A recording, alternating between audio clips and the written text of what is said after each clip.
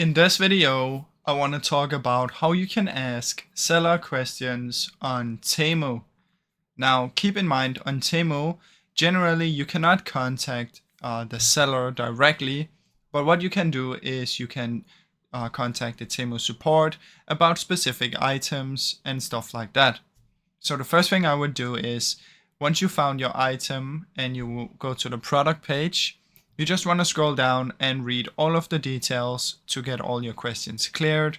If you still have questions after that, I suggest you come down here and click on messages and try and contact the Temu support.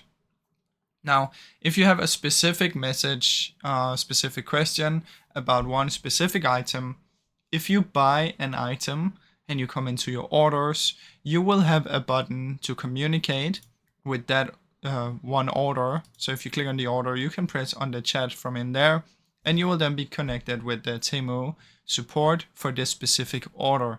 So you can ask them any question you want, and they will be able to help you. So that is the easiest way that you can do this, guys. Now, I really hope you enjoyed this short video. If you did, please leave a like and subscribe, as it helps me out a ton. Thank you so much for watching.